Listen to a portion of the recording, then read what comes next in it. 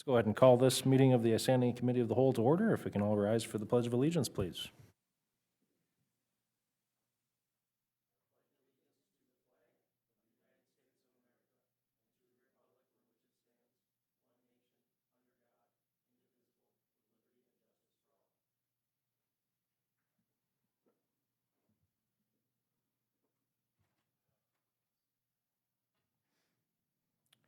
Doing a roll call, we have 4 of us present. Steve Lundin is on his way. He's going to hopefully get here around 6 o'clock is his goal, so. Do we have any public comment? Hearing none, we'll go ahead and move on to new business. We have our first item is E1 Special Election Procedure.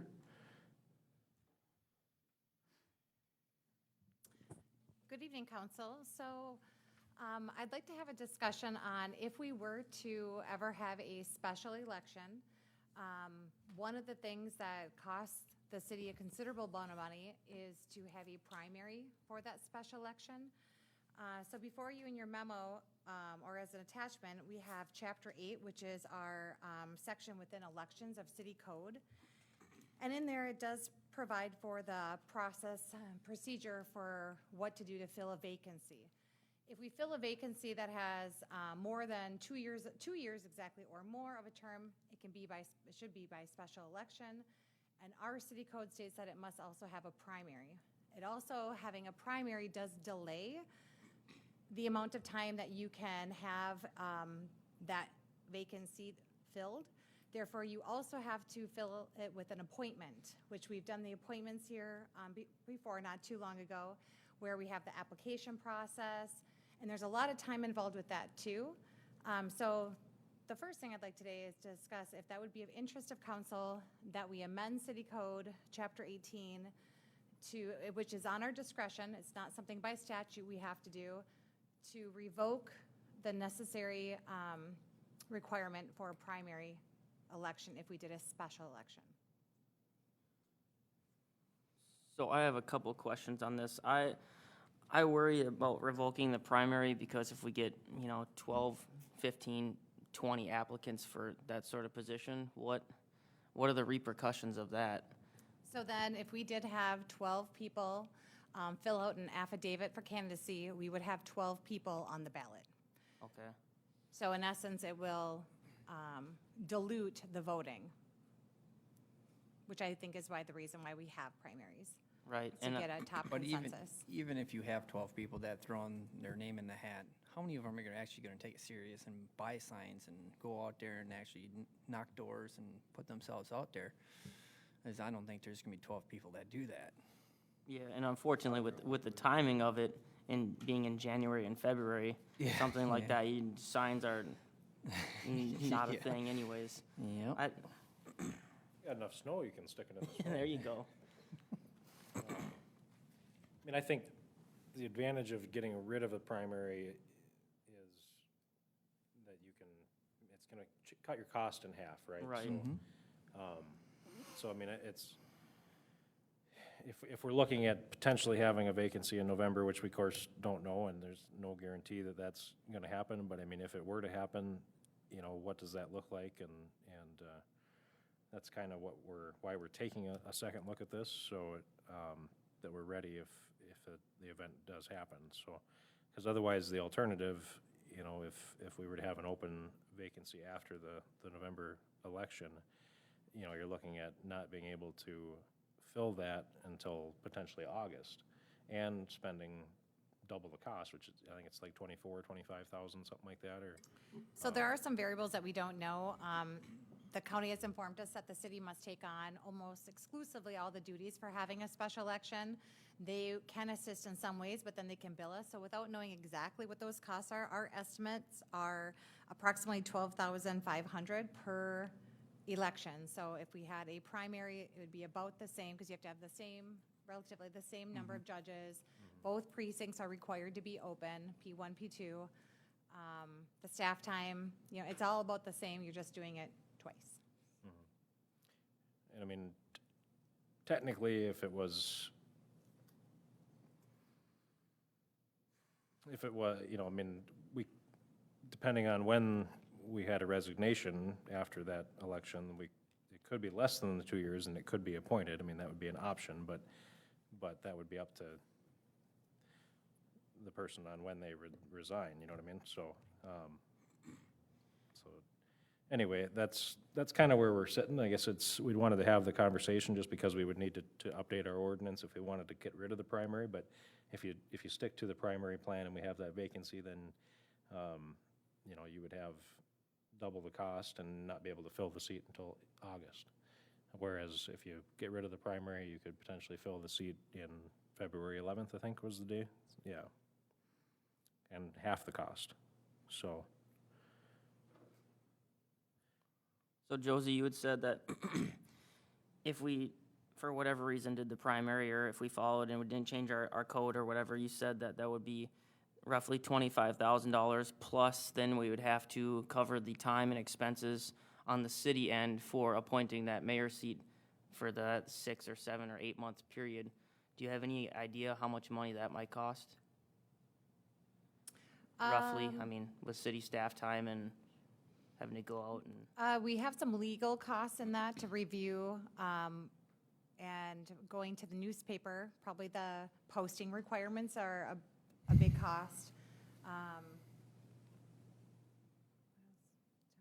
mean, staff time, yes, but I guess we have not calculated it, so I'm not Okay. quite sure what that would be. If we were, but yeah, the soonest we could have somebody in office would be the August, so you're required to do that appointment. I think the bigger cost is the posting requirements. You have to have it so many days, get the word out a couple times, twice in the newspaper. Okay. Yeah, I guess I've been going back and forth on this because you want to follow the way that the city code is written and not try and change it for a certain circumstance. You know, you have, now there might be a certain circumstance and then I think it kind of comes off a little bit. Well, I think changing it gives you flexibility. It doesn't mean that you can't have a primary in the future, right? I mean, we can change it to allow for our discretion to have the primary in the future? We Or is it just waiving the requirement for a primary? So it doesn't mean we couldn't We have would one need to there. state if we were going to have a primary required or not. It can't be on discretion of that election. Now, we could revoke it for this and remove it, the language that says that we will have a primary, and then maybe we have another election coming up, and we're like, hey, we want that back. We could change city code again and put it back in, but we couldn't have it on as discretion. Yeah, I just don't like that changing and then changing it back. I think it's a bad look, and then obviously having a special election is, that's what the community probably wants, but at the same time, it's a hard one to kind of decide, I think. If I was to guess on the number, and we can certainly calculate the number, if I was to guess how much it costs for us to make an appointment, I would probably guess around $600. Okay. What is it? Yeah. Yeah, come on up. If you could just state your name and address there, that kind of thing, please.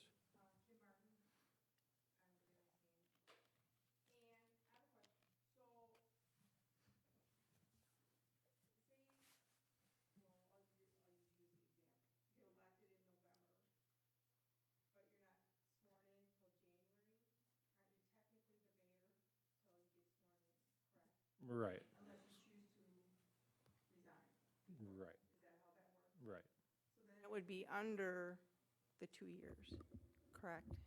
Depending on when I would choose to resign, yeah, so that's, I mean, you If could I- wait, but technically you could wait till you got sworn in right, to the House Right. and stay the mayor till then. till the 13th. So then it would be 13th. under 2 years, Right. and we wouldn't be having an election, we would be appointing. Is that Well, we how I still, understand still the- could, I think we have discretion at that point, though, to have us, We still have just, or we're forced to appoint it at that point? Right, we would be under city 2 code. years, and That's that's how I by understood statute, it. also city code, that it would be by appointment, Yes. Okay, less than 2 years of the remaining term. okay. So that's just something to think about too. It may be not even an issue at Yep. this point, I guess is what I'm getting at. And then at that point, But I think I can resign, if, in the example that you give, I could resign December 31st. You absolutely Then could, it's more than 2 years, so yes. then there would be a special election required. Correct. Which I would say is probably what would happen if it needed to happen that way, you know what I mean? So, if we get new council members up here. thank you, Kim, yeah, for, thank you. It was, yeah, Oh. that's all right. It's good clarification for everybody. If we get some new council members up here and one of them want to be mayor, can they, how would that process work? So if we were going by appointment, any council member, just like any member of the public, could fill out an application and would be interviewed in front of the remaining council members to make their case of why they wanted to be appointed. If it was going to be by special election, any council member and any member of the public can file for an affidavit for candidacy and be put on the ballot. Okay. So if we were to, say, wait and do the special appointment in January, that would be all voted-in members of city council that would be making that decision at that point. So it'd be the most current elected officials making that decision, correct? So if we, again, I think it does depend on when the declaration of vacancy occurs. So there's 21 days and 28-day requirements for how long we have to post it, and we can have an interview no longer than such and such time frame. So it'll be, we can look that up and see where it would fall. It likely would fall in January. So that would be after the new council members that are elected in are on the board. Or it'd be very close. It'd We be can like look at that. our first meeting, I think. I have to look at the timeline.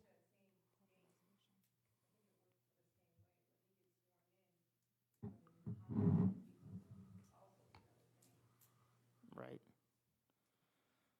Not my seat.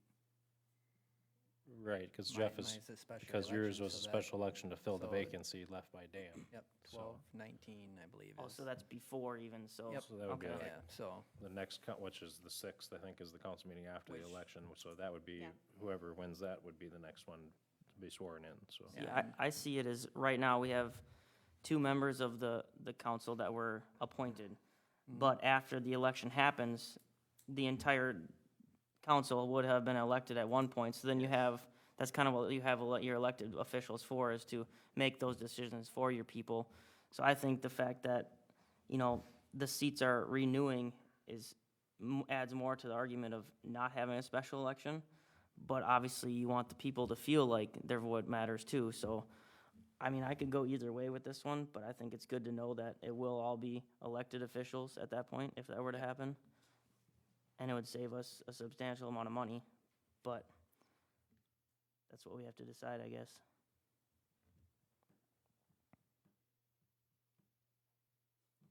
Well, let's just go with the assumption that there's going to be a special election. So how do you guys want to handle it? If there's more than 6 applicants, then go for a primary, raise the applicant level up. I don't think 6 is out of reason. Can we, is that an option? I guess I hadn't thought about that. Me neither. Can we set a parameter for how many candidates would trigger a primary?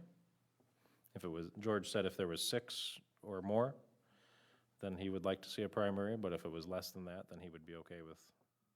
I'll be honest, I'd have to ask the legal. I don't know if that, right now it is that if you have more than 2 people per 1 seat, that is not in city code. I'm going to assume that it is in statute, but I'd have to look it up and then maybe consult the attorney.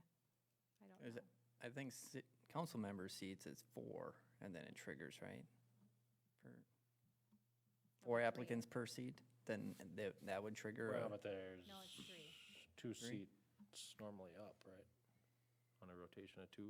Well, right, but if you were to look at just 1 seat, it's more than 2 people. So if we had 3 apply per seat, so if we had 2 vacant seats, then it would have to be 5 or more.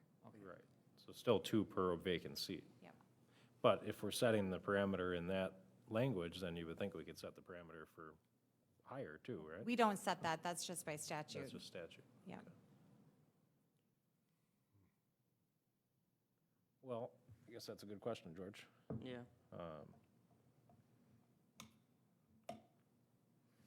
The dates are very different.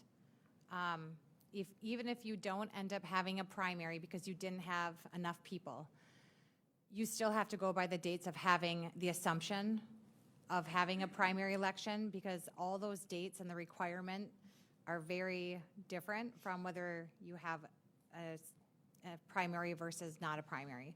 So we'd have to go off of the basis of we probably, for the filing for affidavits, have to be a certain date. We wouldn't be able to rush the election sooner because we didn't need the primary, because we have to follow the dates that were set. Does that make sense? Yes. So I don't think it would help us. So it wouldn't matter. It wouldn't matter on the date of when we held the election. It would matter for cost-wise. We wouldn't be out the double the money, so to That's a good say. point, though. You're still looking at August then. But you're still looking And so then at farther that- out for at the that point- election. You're only talking about a year and a half.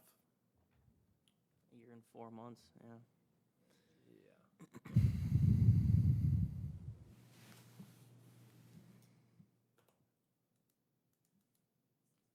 Well, I'm kind of leaning on you guys for, Yeah. for advice on this, so.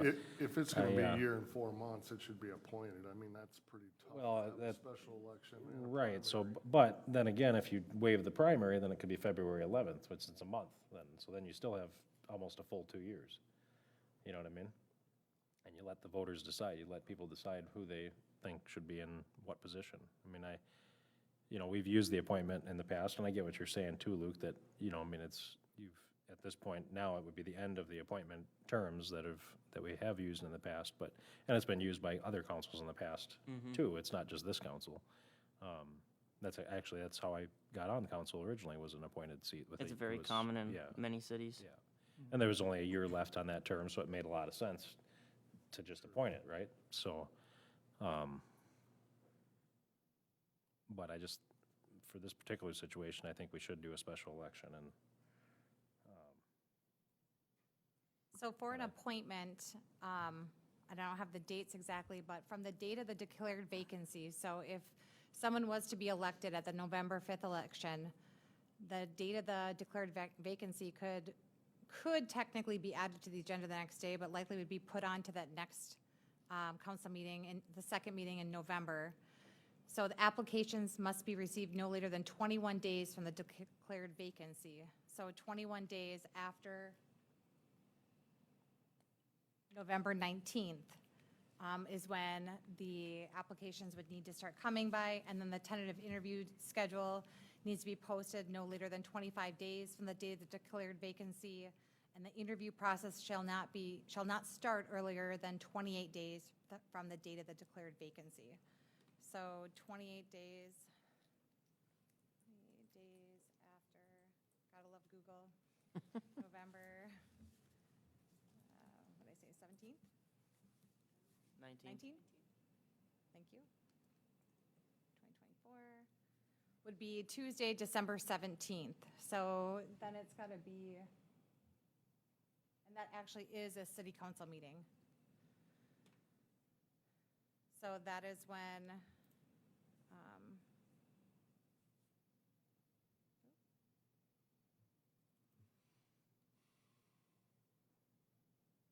so not earlier than that. So technically, it could be on that date, or it could fall to the next date, would be in January. The new potential council members would take office the first Monday in January, which would be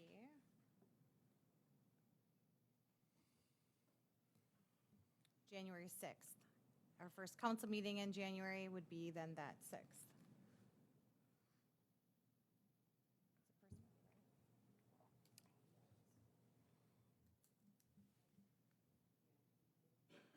No, the meeting after election by statute is on a Monday.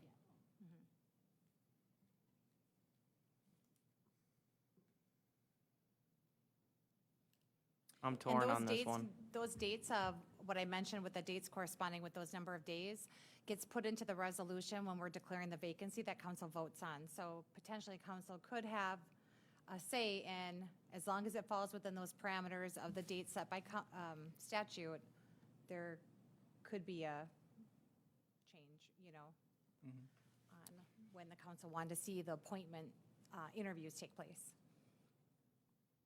I think if we do appointment, the only fair way to do that is to wait until the new council members are sworn in. That's the only way I think it would be right to do it. personally, because then you have people that were just all freshly voted on, making the decisions for the people who just voted. You know, so you'd save yourself that $12,000, and I think people's votes for council should matter, and that's Yeah. why they vote for people on council, but at the same time, this special election sounds okay too, without the primary. If there's gonna be a primary, there's no way it makes any sense. Exactly. Well, and like I said, I would go with the assumption that there's going to be a special election. And that would be like the example that Kim gave.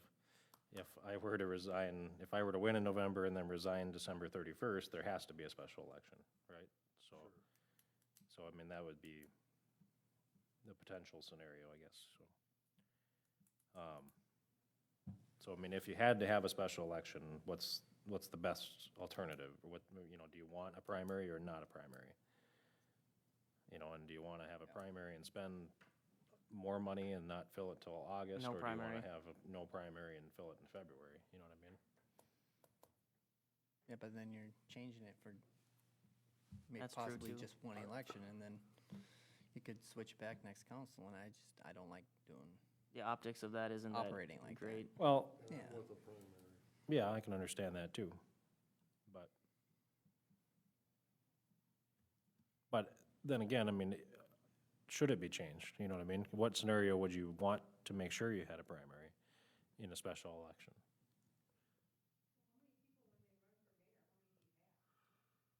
There's been years where it's been 8, Yeah.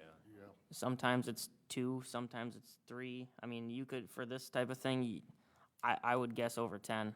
Could be a lot for Yeah. this type of thing, yeah.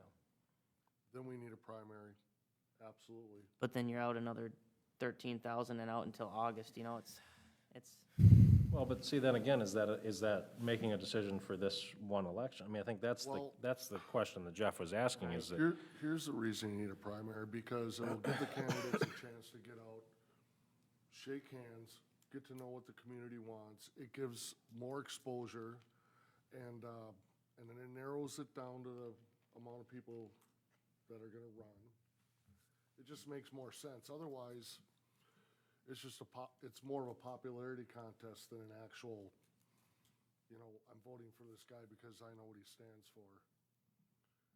Just my opinion. yeah.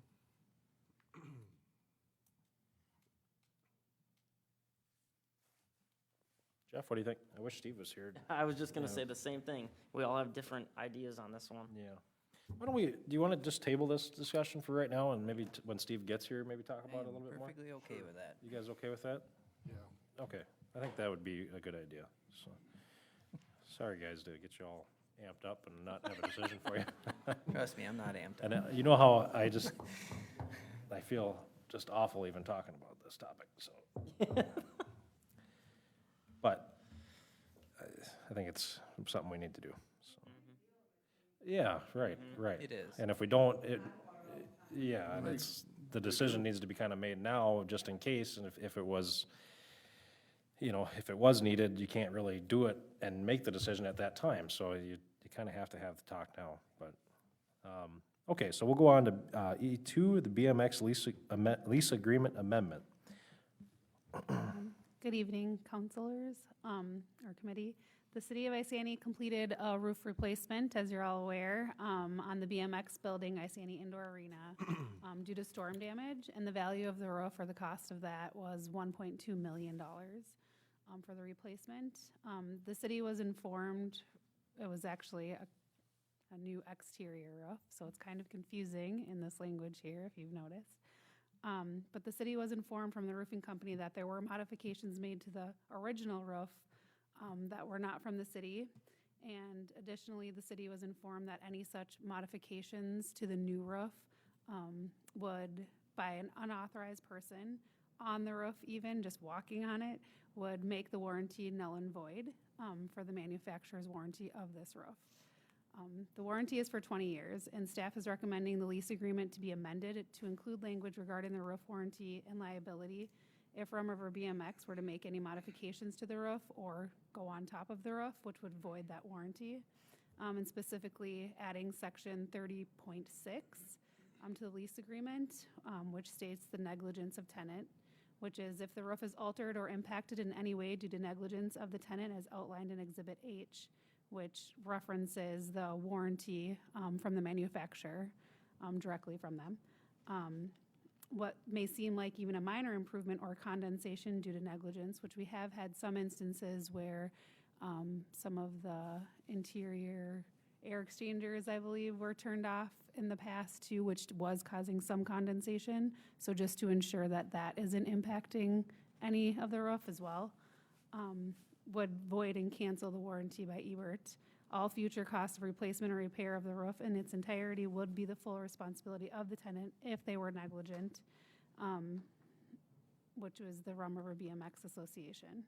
And if you're in agreement with this, then we'll bring it forward through a resolution, and that's how we've amended this all the other times in the past. And we actually did work on cleaning up the lease agreement because it's been changed so many times through the years, and added each resolution to each change, and just cleaned up the numbering and all of that stuff too with this amendment. I think you gotta do it to protect the investment, so I think it's well done. I mean, I can't imagine that you guys are up there doing damage to the roof. Right. If anything, you're up there probably trying to fix something. Right.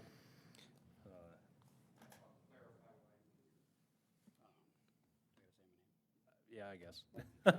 Yeah, Tim Dobrzynski, 101 Isani Parkway. thank you. So with that paragraph, and I guess I will say that this was the first time I heard that the contractor had said that there was anything done to the roof. I didn't know about that. I didn't know if that was us or a repair. I'm not even sure what those items are, or I wasn't told what they were either. Yeah, we did mention it to maybe your predecessor before, Okay. prior, so it was, I believe, a pipe put through the roof, so. Okay. Some of that stuff doesn't get passed along. With that paragraph, not the whole thing was what the board felt was, or they're hesitant, I guess, on. I mean, obviously, if we go up there, we drill a hole, that's our problem, our bill.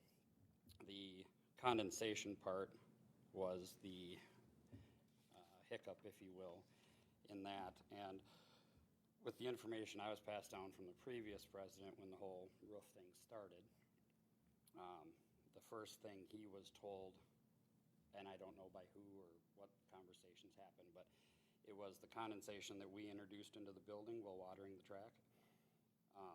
Since then, we've made no changes to how we operate or water the track. And when you add insulation, you know, it changes all kinds of stuff. I mean, we don't know how the building's gonna react in the wintertime with the new insulation. You know, it's been good so far. And Matt and I have worked together with that new air exchanger. We got it on a timing system, you know, so it runs and does its own thing. The only thing they were concerned with was that condensation part, and, you know, what's the break point of our fault or just what the building's reacting to.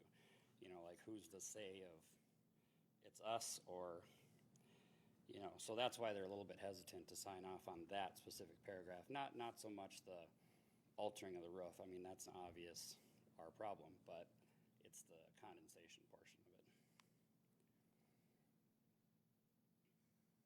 That would be pretty subjective. Yeah, Yeah. right, yeah.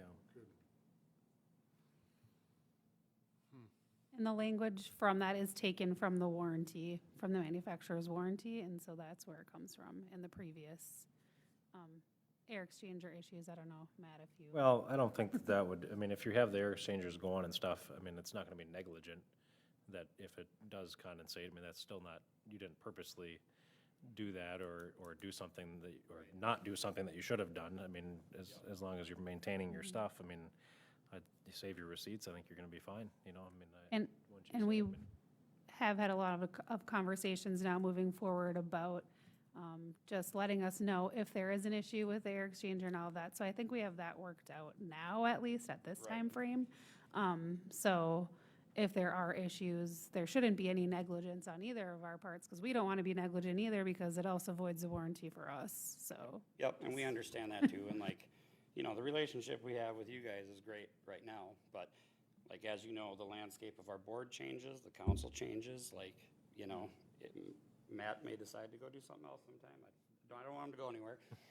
But, you know, and then they don't know the history of it, and then, you know, down the road, then, you know, there's this huge bill if we don't buy the building, Mike. But it's just that, it's, like I said, just the language of it is, I wish it could be worded better, is really all that I came up to say. How would, I mean, what change would you make if you could make one? I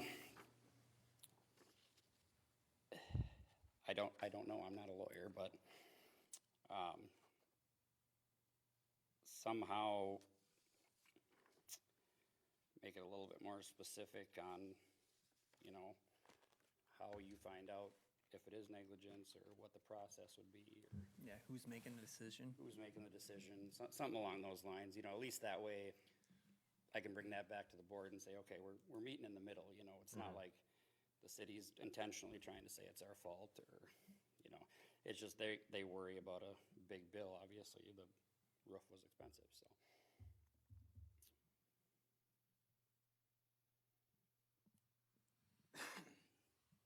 And I think we could work together, but, you know, to figure out that language as long as you guys are of the consensus that it is an amendment we should be making.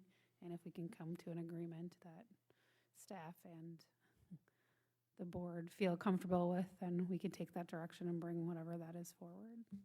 I agree with that. I don't know. When is your next board meeting? It would be the second Monday of next month.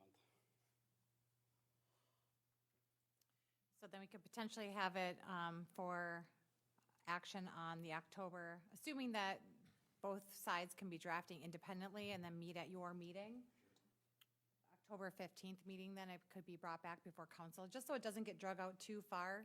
Yeah, I don't Because it's want it to been either, so. ongoing for a little bit here. Yep. So maybe if we could, Yeah, you could draft some language, Ms. Hillesheim could draft some language, you guys can have a meeting of the minds and knock it out at your board meeting. Absolutely works. Sounds good to me. Yeah. Thank you. Yeah, thank you. Yeah, I mean, we obviously, we don't, like, I get where he comes from though, too, is like you said, I mean, things change and the same people aren't always in a position, and 5 years from now, you don't know what the landscape looks like, and there may not be that level of communication back and forth that you have now, so, Which, to be honest, is also our concern, yeah, well, coming for from the sure. other Yeah, end, right. so. Yeah. Yeah, all right, well, let's see if we can kind of come to some agreement on what that language needs to look like, and you're not totally opposed to adding it, just you want to make sure you're covered on, yeah, okay. Yeah, that sounds good. All right, so we'll move on to E3, City Hall Workplace Security. So staff was tasked with getting some information, collecting some numbers on what we could do to add workplace safety in terms of a barrier between the open non-employee area to the employee area. So we were able to, Chief Myers was able to get some numbers from working with his contact of his representative that provides, and vendor that provides ballistic glass. So the cost to put a replacement glass piece in front of the reception area, just between there and the hallway, is approximately $12,470, not including the install. We don't have a nailed down price on the install. The other thing that I wanted to share is that back in 2021, I believe it was, we installed cameras, and that was to install interior and exterior cameras. However, at that time, the amount of money that was put into the CIP, you know, by the time we got to that, the cost was not enough. So we do not have any exterior cameras here at City Hall, and we have quite a few examples of where we think that that could be beneficial for staff safety leaving the City Hall area, and not just at nighttime council, but during the day. Sometimes we have some interactions by the public that is less than desirable, that gets concerning. That cost is $2,165.30, and that does include install for those exterior cameras, and that would do all 3 points of access. It'd be on the north side public entrance, the south side public entrance, and then the east side employee comes in the door on the east northern door. Another cost that was collected, just in case it was of interest, was to put ballistic glass and a door that could withstand whatever could want to go through the door, of those doors that go into the employee area. Per door with ballistic glass as well as strong door is $8,270 per set, and there are 2, plus install. So staff is looking for direction if we are interested in doing all of those things: exterior cameras, front counter ballistic glass, as well as replacing the side glass and doors on each side there. The total cost comes to $31,175.30, not including the install of the glass and the doors. So the doors you're talking about are these doors on both Correct. sides there, right? Yes, the doors that go into the employee. And the glass that you're talking about is the glass where, in front of the desk where Anna works? Correct. Okay. And the cameras would be on all access points. I'd personally be more worried about the doors that go straight into the employee area from outside on the back side of the building. Because if you were going to try and hit a place like that, there's less barriers, you have less doors, you're gonna go to the easier access, which would be the rear doors. So if you're gonna do any of them at all, I think those rear exterior doors would be the best place for that. I wish they weren't so dang expensive, though.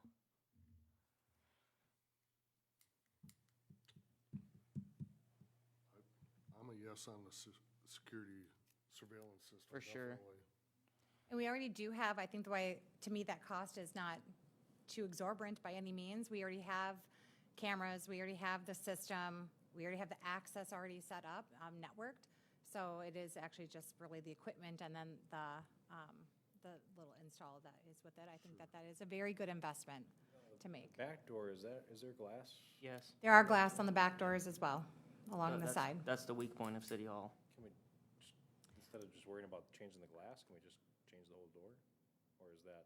Well, that glass and door, that's a package deal. I'm gonna assume that it's about that 8,000. I didn't have those, or Travis didn't have the back doors quoted, but they're approximately the same size, or just exterior doors, so they might be a little bit more. Well, so I- this is just for the glass around the door though, or this is? No, the it's a new door and the glass? and glass, but we didn't have them quote an exterior door and glass. It's gonna be more. I see the windows as the weakness. Is there any way, I mean, I know it's not ideal and you'd probably like to be able to see, but could we just put something over that so it doesn't look like a big soft window you could just break through and open the door? Chief could we Myers just- did say a that steel there cover? is a film that can be applied that gives some resistance. I don't have anyone here to speak on that this evening, But what sorry. about just a steel cover, and then if you're really worried about being able to look outside, you can now look at the cameras to make sure there's nobody out there. I think that was the whole intent of having those open. You was know, so I'm you gonna could be honest, see. I don't think anyone looks out those. I mean, sometimes if Okay. someone's coming and it's raining to like open the door for them, but otherwise we don't really look out those windows. Okay, so I mean, I guess I would rather just have a steel plate put over that glass window so somebody can't just break the window and reach in and open the door, because that's gonna be your weak point. Nobody's gonna think that If it's we- less likely to go into, try and break into a door. I should add, I mean, perhaps there are people who are nervous to leave because we have someone loitering around. They would look out those windows, so I should, That's what I I meant. should probably say that that is true. But if we have cameras, then Given you can- a recent interaction that we had. And they don't have access, so I only have access to the cameras with the playbacks Oh. and such. Now, we probably could have a live feed and a monitor playing somewhere. We don't have that currently, but that's something we probably could do. I think I would rather have steel covering all those glass windows on all 4 doors, and then it gives the illusion at least that it's a lot more secure. And these doors are open out, so you can't kick those doors down. It would take quite a bit of time to get through that door. Do those east side doors, are those open in, I assume, or outward? They open out. Out, well, even better, you can't kick that in either without some time.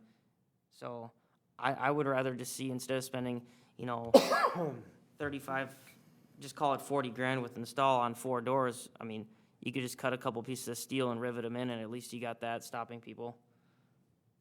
Or bars. Or bars, I yeah. was gonna say, does that glass that's out there have like a mesh inside, like a wire mesh inside the glass, or no, it's just No, glass? I mean, Just glass. Same thing with the outside door? The bars are a good idea, but somebody could still break through the glass and just reach in and open the door. Because if you get to the back of that door handle, it opens from the inside. So I really think just cover, I've always thought that whole glass window next to the door design was silly. Personally, it's nice to get some natural light, but it's not very safe. That's why schools stopped doing it. Yeah, I mean, it is about buying time more than anything. like Right. you said, so- I mean, it's gonna take a few minutes to get through that door, and by that time our PD's good, and, yeah. What about just switching over to steel doors with a small window?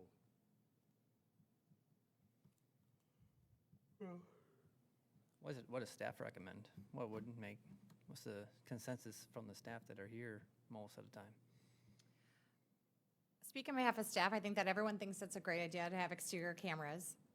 Just if there was an incident that did happen, there needs to be proof of what had happened. So if somebody had, and it's not just for staff, but I mean, if somebody had a vehicle damaged out there, potentially it could have a camera view or something.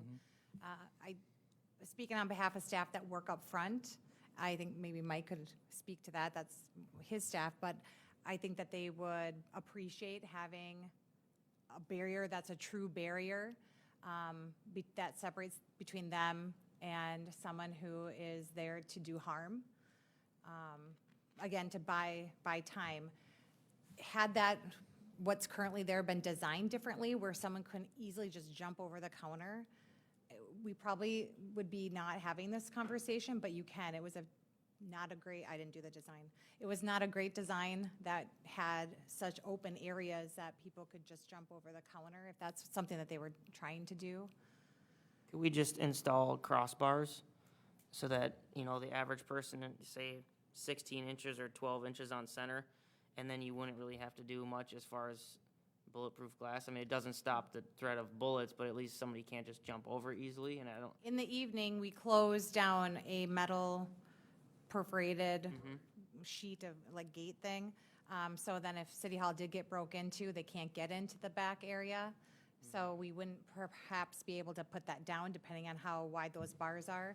And it is just glass. I don't know how I think it'd be difficult to bore a hole into that. I mean, we glued some stuff to it. I mean to- across, from all the way from that whole opening, all the way across. Oh, A I was bar, just thinking across you the small- you the drill some opening. holes, you plug in some steel on one end and then pull it back, and Well, I think that, I mean, this is not something that happens every single day or anything No, like that. I definitely mean, not. So, I mean, you don't want to just look like you're being standoffish and that you don't want to be welcoming, because you still want to have a welcoming appearance, right? So. You don't want to make it look like a prison? Well, and I think having that ballistic glass, it looks clear. It doesn't look intimidating. It Yeah, doesn't look like we don't want to do business. Yeah, I right, mean, but I so don't, damn want to expensive, though. I don't want to put bars in front of the. but I mean, you're talking probably 50 grand by the time it's I know, installed. yeah, And right. I'm thinking more of cameras. Well, those doors are the and- most expensive part. Yeah. I think Well- without the doors, you're looking at around 14.5, maybe, a couple grand for install. That That's I'm it? not sure. Well, Yeah, yeah, if you because take it's out the doors. 12,470 for the glass, ballistic glass, plus install. So It's I gotta mean, be a couple lot more grand for than- install. We don't really know. And then the 21.65 for the cameras. I think we go with the cameras and covering that front window that's the biggest or the easiest part of getting back there. And I'm not worried about the guy that's going to bring an assault rifle here. They're going to get through with that thing. But an average resident that comes in that's all heated over their water bill, I could see them trying to reach in and through the big opening. So if we could close that off a little bit and then get cameras, I don't see, that's not a huge cost. And then future councils can work one door at a time. Next year they can do all the doors if they so choose. But trying to get some of that protected, I think is a good idea. I think we could get those those windows on the doors covered pretty cheap. I mean, I Yeah, could, I mean, I I could think- probably do a bid on it, just, if you guys just pay for materials, I'd probably install them, because, I mean, it's not rocket science to do. So, and that would give at least, that's a barrier that's a lot stronger than glass. So anybody that, you're not gonna get through that door in less than 5 minutes. So, So that, what Councilmember Holmgren said, that would be my recommendation. If we're going to do something that I think has the greatest impact, it'd be those two things. Tell me more about this film on the. So Chief Myers had mentioned that there is a film that does give some impact resistance for bullets that are to come through if someone comes in.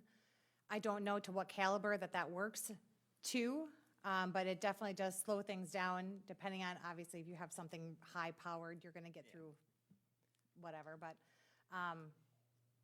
yeah, it is meant to give some resistance that, my interpretation of what he was explaining to me is it's kind of like the film that we put on there, but it's a ballistic film, so to say. And there is you can But it do, would be clear, though. I believe it's clear. you can do a silver version. I'm not sure of the ballistic, but you can do a silver version of regular window tint. So on this side, or on the outside, you can't really see in, but you can still see out perfectly clear. It's kind of like a one-way mirror type thing, so that way nobody knows if where someone is. I mean, if you like put your hand up there and look, it's kind of like this Like a out two-way here. mirror almost, but not. Yeah, it's kind of like this out here, but better. I used it on my fish house because it's just privacy thing. But that's something you could do too. But I still think putting some steel over those windows would just be. He made it sound like, so if someone was to shoot the window, it just holds it together. Yeah. It holds the window together, but the Doesn't bullet still shatter. goes through. Window tint will do the same exact thing. So I think we should definitely window tint. I can look more into till that rest and gets done. ensure that it was clear. I mean, he'll be here at the next meeting and maybe have him speak on behalf of it too. okay, Share a little bit more, and I'll have him collect some costs. can we table this until? Yeah, I think the Yeah. the install bring it back. piece of the glass would be one that we'd probably want to know what that cost would be. I mean, I can't imagine it'd be, I'm Crazy gonna guess it's gonna expensive. be crazy because they know that people will pay to have it done. Yeah. Maybe. I hope I'm wrong. Just remember, if somebody wants to come in, they're gonna come in bad enough. Look at all those convenience stores. We have the bars on everything and roll down steel doors. Somebody they want their cigarettes, they ram that car right through the front door and dag them. These windows aren't that far off the ground if you want Yeah. in. But we just Do we gotta all- minimize it. Do we all agree on the camera system? Should we let them get rolling on that right away? Yes. yeah, I I think am. that makes sense to have something like that, yeah. Okay. So, but yeah, I Um, think do we have enough to do the glass, I'd like to know more how the film actually works, if that is an actual option, and I don't think this is, I think this is stuff maybe we want to put in the CIP, you know, not Yeah, and this not is necessarily for, all have to be done this year. and No, it's- no, Like I and said, this it's not was- something that comes up all that often, but I mean, when you watch people going on, you know, Facebook Live and they're posting videos, and it's an uncomfortable feeling to know that you know, I don't know, it bothered me. Have we talked about non-lethal forms of self-defense in the office? Is that an We option did, too? but we Or didn't- people can have their own preference if they want to have those things? yeah, the staff I discussed it with didn't seem like it was very likely. I mean, we are Okay. trained when we do our police training here for active shooter, thank you, that it is to get away. Okay. Yeah, so I mean, I think the big thing is buy more. Fight time. back if you have to, but that's not your But first. Buy more time thing. for Yep. people to get away is the big thing. Well, yeah, so if we can find out more about the film and get the price on the install for the glass, and then, you know, maybe we can look at maybe a temporary fix for the door glass, and then, you know, potentially maybe adding more changes to that on the CIP down the road or something like that, but yeah, I think that gives you a little direction, I guess, so we're still, It does, and do we have a consensus, assuming that camera? we have funds for the camera this year, that we can get that rolling now, or 2025? We can make it work just the same. I mean, it would come out at 9/20, whether it comes out in December or comes out in January, it's not really changing anything. And then I'll probably just bring back a budget amendment at a future meeting. But this direction to go forward is sufficient for now. And then we just put the budget amendment on consent at a future meeting, and With other things that we've been waiting. Sounds good. Thank you. thanks for digging into that. Well, I guess Travis was the one that kind of dug into that, but. Okay, so E4, considering adding a 60-yard target at the archery range. This was just something that was asked by somebody that uses the archery range, and I told him I'd bring it up. So just when it comes to sighting in your bow, it's nice to have the longer target to be able to do that with, which I'm sure a lot of people go to that range just for that purpose, even before they go out hunting and get ready for the season and stuff. But and a lot of, you know, the bows these days, you can shoot really accurate at 60 yards still. So I think it's probably something that might be nice to add, but I don't know if we have, do we have a little left on the, Matt, maybe you could speak to that, but as far as just Mayor and adding. Council, me and Stephanie and Julia went out there and looked at it. If we moved the berm on the very south end, if we moved it back further, you could get a 60-yard target in there. We would just have to move the berm and make more room. Okay. How about the shooting, the platform and stuff, the concrete, does it goes out a little bit farther, I think, than the targets we have now, doesn't it? Or would we have to add a little? We wouldn't have to add any concrete. We would just Yeah. take the last 50-yard target and move that back to Okay, 60 I see what you're yards. saying. So you just would, so you have 250 yards and you would just change it to 150, 160. Yes. Yeah, I think that'd probably be great. Yeah. And that wouldn't be, Matt says wouldn't be it'll too. work, I'm in. How many hours roughly do you think it would take to move that berm? Oh, it's not gonna take all day. I'm sure it would take half a day to move Okay. it and get it, get a new target in there and put the 60 on there and take the 50 off. So it's a little time consuming, but not terrible. Okay, We had estimated 5 hours in the packet. okay. Yeah, I mean, that's what I've been told. I mean, that doesn't mean everybody wants a 60-yard target, but I told them I'd bring it up, and that was, I do know, I mean, people are shooting that distance. I mean, because I mean, as far as usage on that target, I mean, the 50 yards are getting used, right? So Yes, they are. yeah, so I mean, people are already pushing that distance now, so. And it's, one thing is it's nice to shoot at a further target and then actually hunt closer. I mean, you practice farther than you actually want to be able to shoot, right? So, well, yeah, I mean, if you guys are okay with that, I'd like to see it, maybe we change one of those 50 to a 60 and give a I'm little okay more. with it. And then just consensus when staff has time. Yeah, it's Yeah. not, yeah. It couldn't go out any further, so we don't have to maybe move the berm again? It looks like there might be a Yeah. tree to So- go further. Yeah, there's a tree right behind it. This is gonna push it right up next to that tree. Okay, Yeah. And the way Well, that the creek works, it angles in, so we're really running out, I mean, it's about as far as we can go Okay. when we were Yeah, out there. yeah, it won't be able to go any farther. Yeah, one and done, one and done. One and Yeah. done. All right. Gives people options. yeah. Mhm. Okay. Yeah, no rush on it. I mean, whenever you have time, that's, yeah. Okay, cool. Thanks, guys. Moving on to E5, code enforcement complaint process. So this was another one that I had asked to bring up.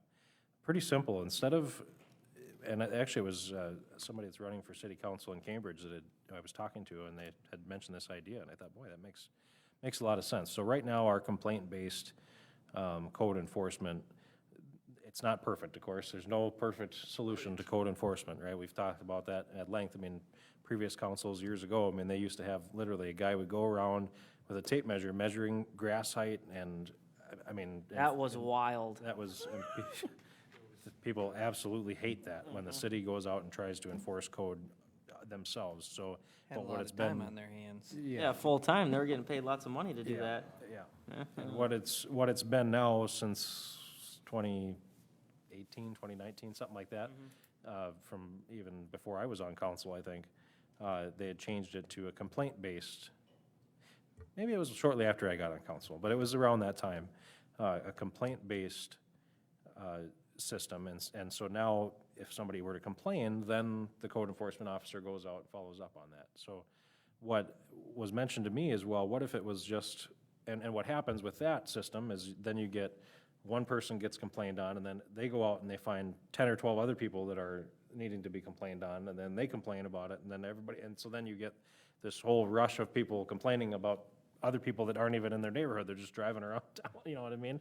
So it's not necessarily the fairest way to go about doing it either, and so this was an option that was mentioned to me, like I said. So what if we changed it to, you have to have property adjacent to, if it's across the street, or if it's next door to this property, or it could be, maybe whatever, two doors down, or whatever it Certain is. feet number? But, or certain, yeah, right, but I mean, something more like that, to where it actually has to be something that affects your personal daily life if you're gonna complain, not that you just drove around town and found somebody, a mile away that happens to live in town that you're gonna complain about, you know what I mean?